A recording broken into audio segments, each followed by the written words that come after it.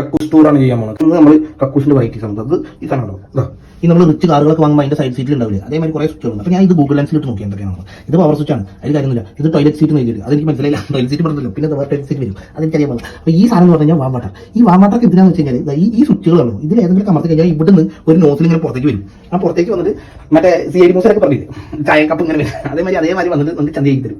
സത്യം അങ്ങനെ ഉണ്ട്. അപ്പോൾ എങ്ങനെയാണെന്ന് വെച്ചാൽ ഇത് കുട്ടി ഈ സ്വിച്ച് ഞാൻ പറഞ്ഞത് ഇത് കുട്ടികൾ കിഡ്സ് കുട്ടികൾ ചെറിയ കുഞ്ഞു ചന്തിയില്ല ആ ചന്തിക്കാണ് ഈ സ്വിച്ച്.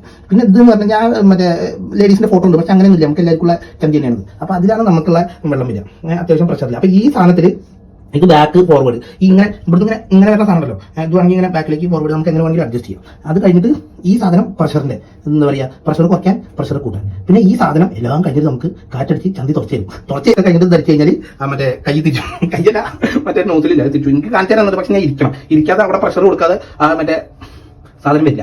ഞാനത് കാണിച്ചു കഴിഞ്ഞാൽ ഇൻസ്റ്റാഗ്രാമിന് ഒരു പ്രശ്നം, നിങ്ങൾക്ക് പ്രശ്നം, പിന്നെ എനിക്ക് പ്രശ്നം, എന്തിനാ